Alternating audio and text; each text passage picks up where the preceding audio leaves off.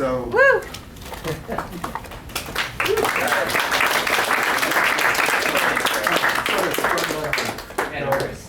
Go ahead.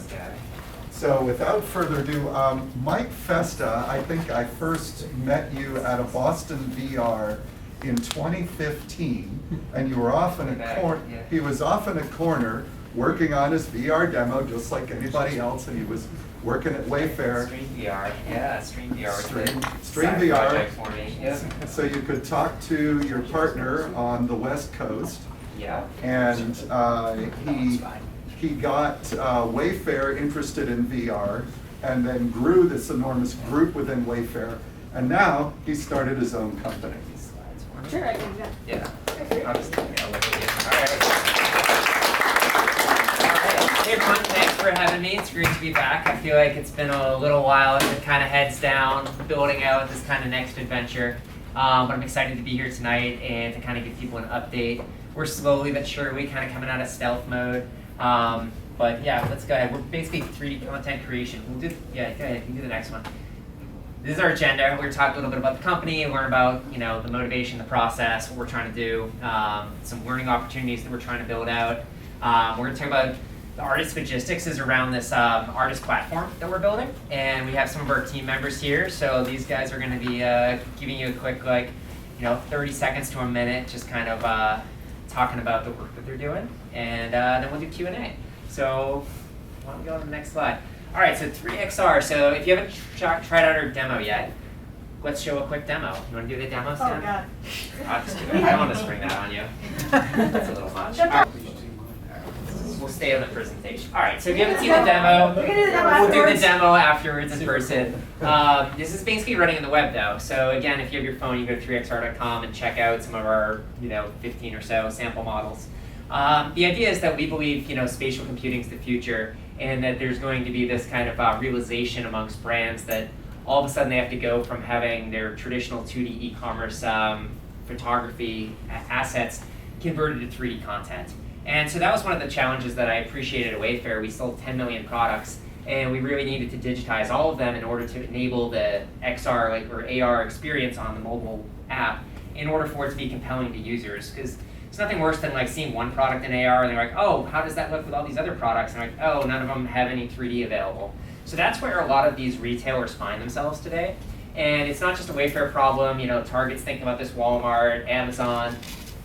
All the retailers are really interested in getting more 3D content, but brands are, they're not thinking about that. They don't realize that there's a huge conversion lift. And then, there are companies out there like Shopify that powers 800,000 e-commerce websites today that have been doing a lot of great internal testing and seeing these revenue multiples that they are saying, this is going to be huge once people realize that 3D content accelerates your sales, multiples of conversion rate, they're going to want this. And there's no one out there that can do it at scale, so that's kind of what we're trying to build. Let's go to the next slide.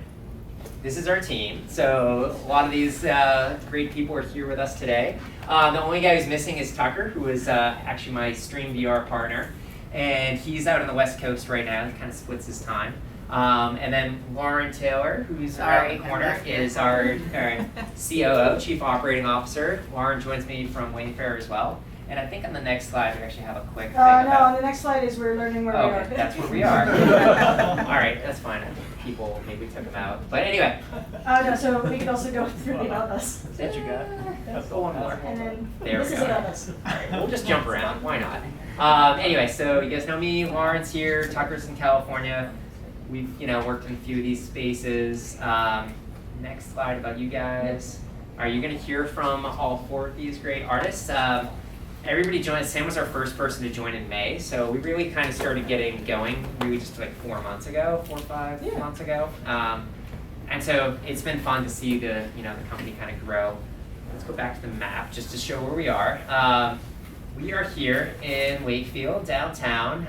That is strategically about 2 minutes from my house, so that's part of the reason we're there. But it's also a great accessible area in the North Shore of Boston. Avoid the hour commute into the city, and 93 is there. We're right at the end of the Orange Line commuter bus, or we're on the commuter rail on the Haverhill line at the North Station. So anyway, for future opportunities, we're gonna have a job pitch slide later in here, so just keep that in mind. That's where we are. Let's see, next slide. Yeah, sure. Let's talk a little bit more. So our goal is really to digitize the world. We want to turn every single thing that you have into a 3D digital counterpart. And in order to do that, we want to build a platform that scales. Because I think today's existing content creation studios, they've evolved out of the game and movie industries that typically have smaller projects. You know, even a big game like Grand Theft Auto is going to have a few thousand assets, but they're not going to have 10 million. And so the studios that exist today haven't been built with scale in mind, which is kind of what we're going after. Let's go ahead a little bit more. All right, team, here we go, this one. So 3D workflow. So what is 3XR? What are we trying to do? We're essentially trying to build a platform, two-sided marketplace. On the one hand, we have brands, customers, they have lots of assets they want to convert. They may have different file formats. They might have CAD, they might have some 360 spin photography. It's getting more common. We can use tools like photogrammetry to turn that into a rich 3D model. They might have nothing, and they might just give us their website link and say, model this thing for me. Depending on the internal content, we're going to kind of price that based on how much work we think it's going to take. And we're going to apply our pre-processing algorithms on that. Basically packaging everything up so it's ready for an artist to grab. It'll be on a job board that's pre-priced, and as an artist, you're a freelancer. Take jobs when you want to work on them. It's first come, first serve, so there'll be a price up there. Maybe it's $25, maybe it's $40, $50, depending on the complexity of the model. There's a price. Whoever grabs it gets it for that price, and if no one picks it up, it keeps going up like a Dutch auction. So until that magic price point is hit and an artist is willing to do the work, that job's kind of out there. So the artist basically gets to use what we're calling 3XR Studio. It's a tool suite built on open source. We're using tools like Mushroom and Blender to basically glue all these things. So, as an artist, you can appreciate that there's a lot of redundant, monotonous tasks that you don't want to have to do. Renaming files, loading photos, setting up your cameras. We do a lot of that for you at the beginning. And then there's stuff at the end, optimizing for different devices or decimating for different, web versus VR. You don't have to do any of that either. So the artist is really just focusing on what they know how to do. And we're building out additional tools like material libraries, parts libraries, and other integrations into Blender that make it faster for artists to get the work done. Once they're done producing that content, it goes into a QA tool. We're building out kind of a peer review tool that enables us to have consistently high quality and ensure that the customer is getting the content that they're expecting, while also setting expectations for artists from the beginning. And then finally, we are hosting and distributing that content. There are a lot of really interesting partners out there. Obviously we know Wayfair because we've been working with them for a while, but we're in this 3D commerce group that's part of Kronos right now with most of these companies, and they're all kind of thinking about the same thing, like how do we push 3D content back to our brands, and how do we work with partners that we can trust their file formats and their content? Because each of them are working in slightly different either file extensions, or they have different texture, size, resolution goals, and so we can essentially be that middleman and say, like, we'll host your asset if you want to publish it on Snapchat for an ad, or on Google, or get it up on the Target site. We basically handle all that distribution, and so we're building out kind of a SaaS-based business model around that. So long story, that's the workflow. Oh yeah, go to the next page. So we'll talk a little bit about the creation process. These are some of our models that we've made. The two in the bottom are photogrammetry. We're using tools like Blender and Mushroom, both open source. Go to the next slide. So we're kind of thinking about this right now in two different approaches. There's the custom process and then photogrammetry. Custom is essentially you've got some reference images, you get dimensions, you're going to kind of work with that. We're trying to set some expectations around like what's the triangle count need to be, what are good UV layouts, what are the right textures to use. We want to set up like PBR, so roughness, metallic, to make the asset look great. And so we're trying to build out tutorials and guides for artists to basically understand this workflow. And then next page, there's the photogrammetry workflow, which I think is really cool technology. It's still kind of emerging and it doesn't work well for all materials. Like it's hard to do glass, for example, or chrome shiny things. But for certain products, it works really well. And again, you check out our demos. We've got some cool photogrammetry things that we've scanned. And the interesting thing about photogrammetry is you get much more detailed models, but the workflow for the artist is generally much faster. If it comes out well from processing, you're usually just cleaning up artifacts, maybe doing little like texture painting touch-ups, little geometry or sculpting. And so we're trying to basically build out those two main workflows.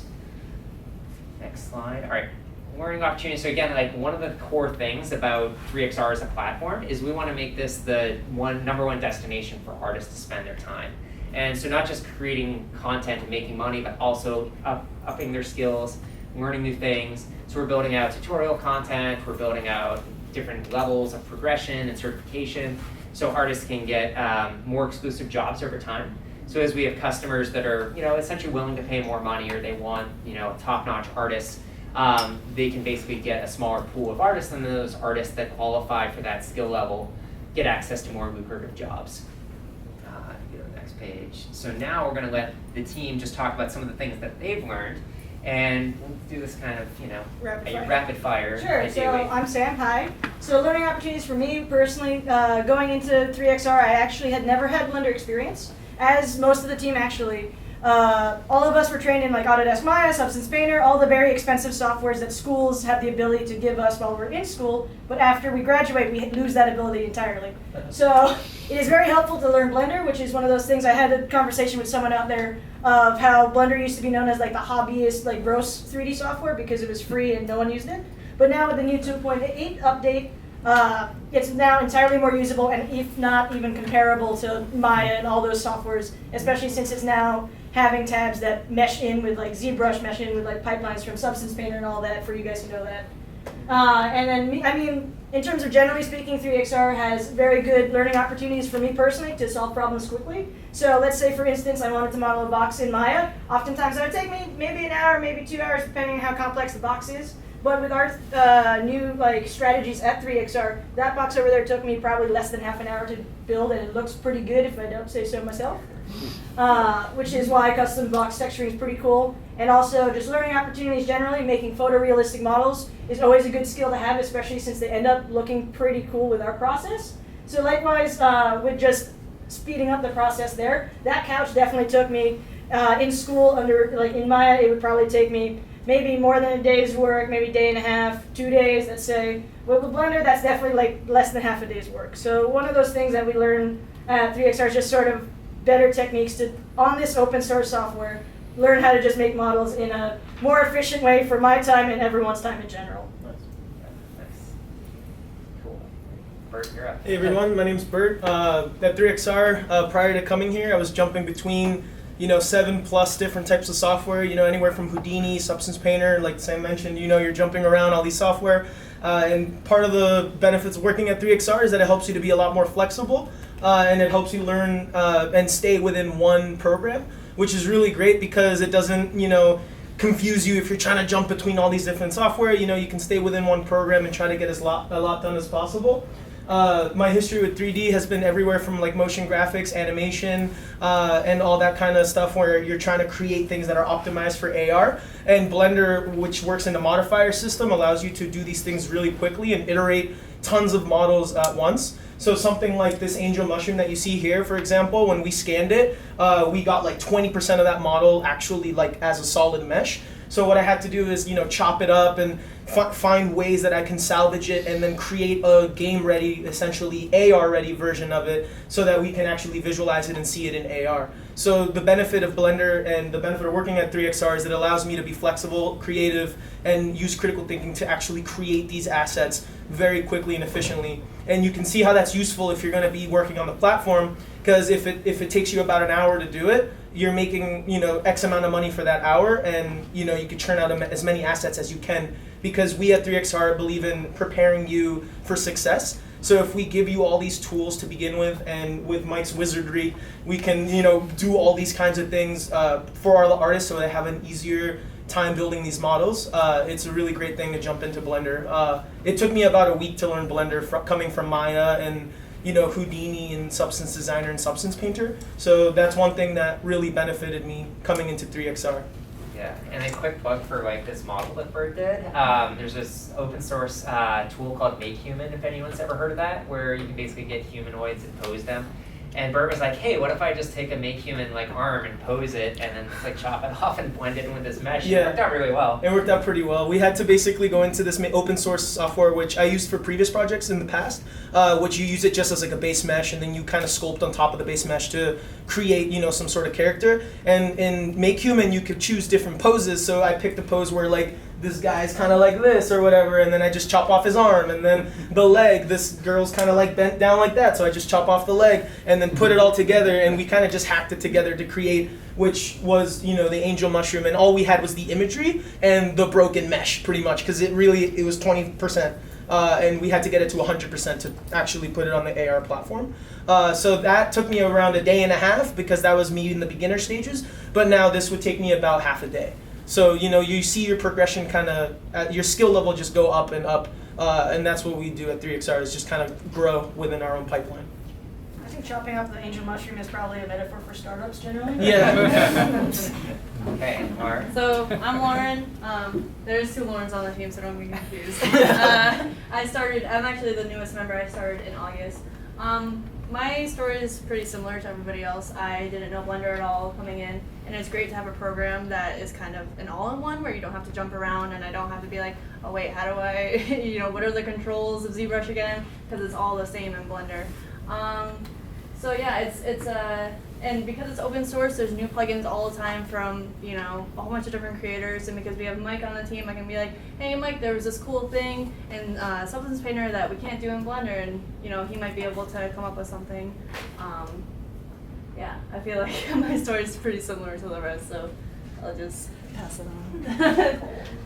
Yeah, I mean, yeah, I don't want to keep plugging Blender, I guess, but it is really good. Honestly, I'm still learning things because it's just capable of so much. But usually, like, if you have it in your mind, like, I know I could do this in Maya, or I know I could do this in Substance Painter, you could probably do it in Blender. So it's pretty cool because Blender is free. But anyway, so that's all I'm going to say about that. But yeah, so I've learned a lot about the photogrammetry process, and like, I put like the picture of that donut just because that was like something that I was able to do in a half an hour, because I don't know, you guys probably are a little familiar with photogrammetry by now, like 72 pictures around it, gave me a really good texture. All I really had to do was like clone stamp spots that didn't come out well. And then even for things that you can't get a very good photogrammetry model, like this Monaru, for example, which part of the reason is because we don't have one in the studio, so we couldn't just throw it up on a turntable. But I was able to create a really good texture for the material parts, like this, and then the foam balls, by actually using photos that they posted on the website themselves. So pretty cool. And that's it. Yeah, awesome. Thank you, team. Let's keep a team around.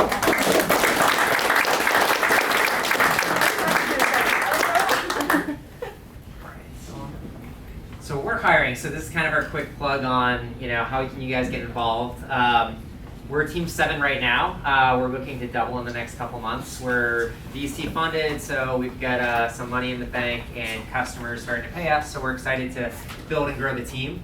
I'm currently the sole software engineer. I'm looking forward to having a team of engineers now to help like see out our vision. Someone help this man. So if yourself or anyone you know might be interested in a cool, you know, startup opportunity, we're doing either full stack web development, Blender, Python scripting, shell scripting. Like, we're kind of playing in those worlds right now.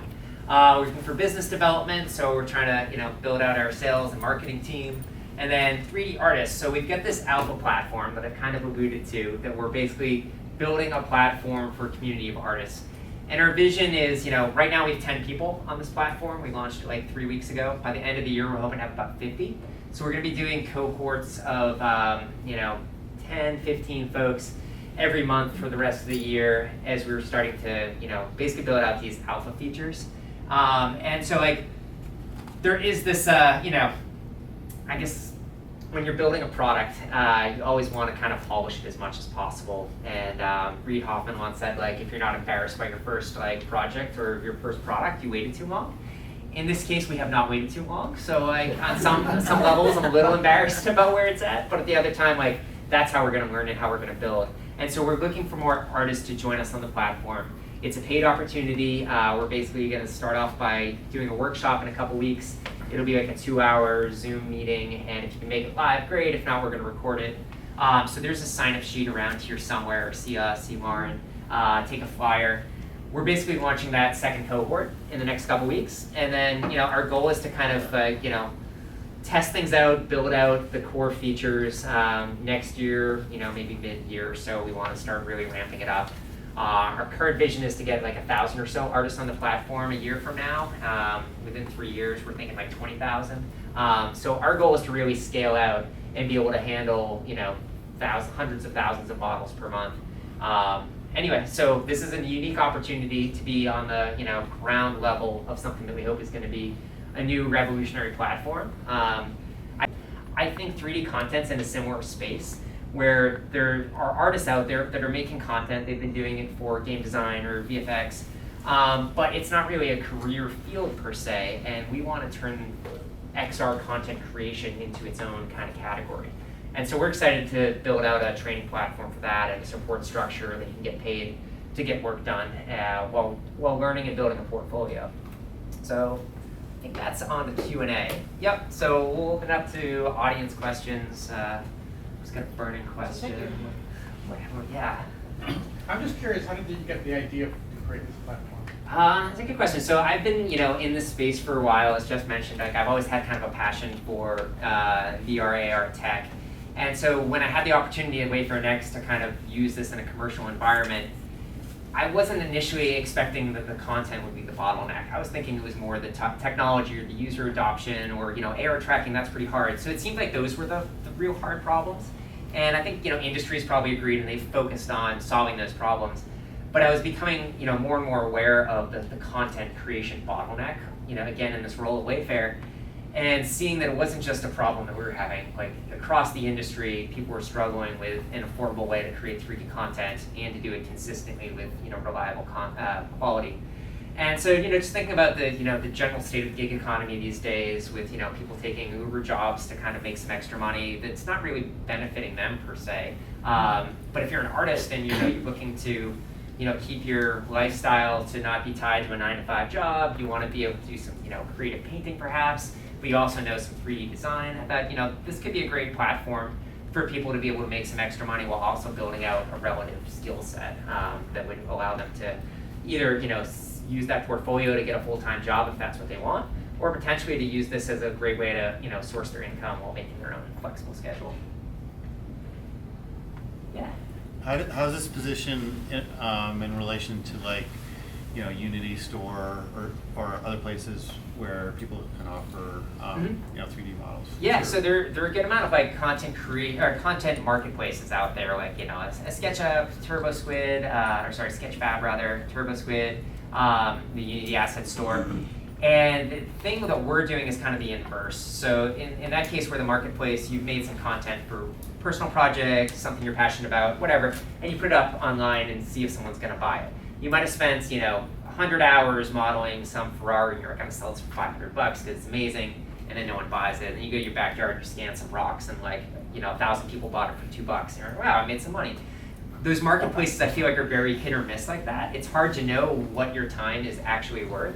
And then other platforms like a Fiverr or an Upwork, where it's it's a gig economy where you can get a contract, but it's not a guaranteed contract. You end up, as we talk to artists, there's a lot of frustration around the process. You spend a lot of time vying for a contract only to get underbid at the last moment, or there's a process that takes a month before you even know if you get the job. And so we wanted to kind of cut that out and make it easier so that you're getting paid X amount of money to do this amount of work, and then you put it on your portfolio, you can use it for your own kind of personal use case, and hopefully have fun and learn at the same time. So I think that's how we kind of differ.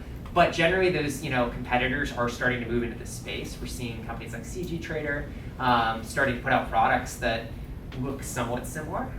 We think ultimately we're going to win because we understand the retail needs, because that's kind of our background and our knowledge space. And then, at the end of the day, we want to make sure that we're building out the best use of an artist's time. And so I think naturally we're going to have competition. We're going to see other players migrating to this space. And our hope is to always stay ahead of the curve and always be the best place for artists to spend their time. Yeah, Jeff? How do you do time and cost estimation on a model request if your customer has no idea what a front map is? Yeah, so it's an interesting question. Now we're working with customers in the early stage, so it's very like direct, and we can talk to a customer around what their content generally kind of buckets into.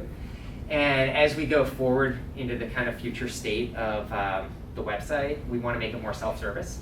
And I think part of that is going to be having a large volume of experience, so knowing how much X amount of models that are potentially comps that we could potentially pull out of machine vision and say like, here's a bunch of products that would cost you X amount of money. This is an easy thing. This is hard. This is whatever. So like we can give a better pricing estimate. We're also still in the early phases of like building out our pricing model. So ultimately, we want to be more of a SaaS-based subscription service, and the real value that customers are coming back to us monthly for is the hosting, distribution, and management of the content. So the creation process is kind of an upfront cost that we would more or less probably absorb and assume. And then on the other side of things for the artists, I mentioned kind of that Dutch auction concept where the price is kind of something that either an algorithm eventually or initially our humans, our art team kind of goes in and says like, let's price this for this amount. If no one's picking up those jobs, the price will go up, so we'll learn from that. And then over time, as we have a large amount of comparable products that have been priced in the past, our algorithms should get better and better. And then over time, as the amount of effort it takes to create those models goes down, the cost should go down as well. So ideally for the artists, they're making more money per hour, but they're cranking out more models, and therefore we can reduce the cost for our customers. So that's kind of the long-term pricing strategy, but it is one of those things that, at the moment we have to kind of look at and think like, okay, how much work, like we send these guys spreadsheets of things a lot that's like, so what would it take to model this thing? And I'm like, I don't know, I have no idea. And then like 20 minutes later, it's like, oh, I think it would be this amount of time. And so we're still working through that. It's an industry-wide challenge though, especially from a customer standpoint. And so we try to do like bulk pricing. So if we know a customer has this category of product, we'll say, oh, this product's gonna be X amount of money for this general class of product. Yeah, Jim. Who retains the copyrights over these models? And let's say you wanted to remix, remaster some base asset that you put together and then kind of, polish into 5-10 different final models. Yeah, what's the legality? it's a around great that? question, and it's an evolving space right now from a legal standpoint. There's actually a whole host of interesting issues around like copyright in general. Like if you 3D scan a statue in a museum, how much do you own of that 3D model, right? Can you go 3D print it? Can you sell those 3D prints? And I think it's like an unknown industry thing right now. It's kind of like the early days of MP3s. Like, people kind of knew it was like a gray area, and that was, I would say, closer to being illegal, and I'm thinking this is a little bit closer to being legal. Our hope is to work closely with the brands to understand what their the existing copyrights are around their trademarks and ownership of that thing. And ideally, like we want to retain the rights in FreeXR to reuse that content. So like remixing, for example, we want to build out a component library so that if we're making models that share like casters from this thing, we can reuse those parts so that artists are able to kind of create with that. So I think like there isn't a solid answer for that yet, but it is something that we're actively monitoring and hoping to make as open and shareable as possible. What about the end game? What do you do when you have everything? One of the things that I've been thinking about recently that I think could be pretty cool once spatial computing is a thing is to essentially have like a Netflix for art or decor. So you think about like Christmas decorations or Halloween decorations. Like I don't know about you guys, but my wife loves collecting that stuff, and we've got an attic full of boxes of decorations from each of the seasons. And eventually that stuff's going to be in a landfill somewhere. And what if it was a digital subscription so that this year instead of buying a $200 crazy thing at Home Depot, you buy you rent a digital thing for like $5, and all the kids that come up to your house, their spatial computing is going to sense that and download it, and you're going to have that model, right? So I envision a world where we can bring content together like that. And so maybe there's some, whatever subscription model where you can change out digital content, DLC for life, I guess. Yeah. Do you have like any integrations with Unity or Unreal Engine that allows a user to just browse your 3D models and see them right and then drop them in? So not yet, but that's definitely on our roadmap. Once we get some more engineers and developers, we want to have a Unity integration. The great thing is our content's already essentially optimized for game engines, and it's just a matter of, I guess, like getting connected with the Unity store and making it easy to drag and drop like assets from our digital management platform into games. And so that's, yeah, definitely something we'll have, it's just not live yet. All right, so do we have time for a question? Or, all right, get in the axe with. Are you going to be looking at opening up 3D photogrammetry stations as for an inlet for new content? Yeah, I don't think we will, because the logistics around that is fairly complex, but we will partner with companies. So if anyone's thinking about making a photogrammetry studio, talk to us, because we'd love to have more inbound content. You should look at MIT's new Immersion Lab, which is opening in January, which has a full-body 3D photogrammetry station, as Very well cool. as, I think they have 8 of the new Vives networked together with a full room-scale VR experience. It's awesome. Very cool. Thank you. All right, good deal. All right, When is that open? you guys have one similar thing coming too? I have one more question. No, what about audio? Great question. So like, we're not doing audio yet. However, one of the things we talked about in this Cronus organization in our last meetup was how do we do advanced material properties, right? So like, if you tap on a model, what are the acoustic properties of that, and how can you leverage the 3D geometry as well as the 2D surface to play that back to a customer? So it's on our horizon, but it's like a little bit further out. But yeah, it's definitely an interesting, application, I would say. That's solid oak. Yeah. Your marketplace could work for sonic assets. Yeah, absolutely. I need the sound of a car engine. Yeah. And all the people coming to your platform are doing XR, they're going to need sound design. Yeah, absolutely. No, great reminder and plug for that. You're in the right place. Yes, definitely. And we're looking to build out our partnerships with local universities, so appreciate that. All right, great. Everyone back there. Getting back to copyright, whether the artist's work is considered work for hire or not. Yeah. How you plan to relate that to quality control? That's a good question. So QC right now is going through our team so that we can provide, accurate feedback and give people a starting point to understand what the expectations are. I see it evolving into like a peer-reviewed type of network effect where, in order to get approved, you need, X number of points. And so maybe a senior artist like Sam maybe gets you 5 points. So you need like 2 Sams, or you need like, 4 other people that like have 3 points each or something. So like, that's evolving. We're still trying to figure it out, but we want to try to have some type of, essentially peer review so that we're holding the bar. We're also doing some automated QA checks too, just kind of simple, basic things that we can test before even allowing the artist to submit the model. Make sure the scale is right, etc. Great. All right. I know you get back to the thing, so I'll be around the rest of the night.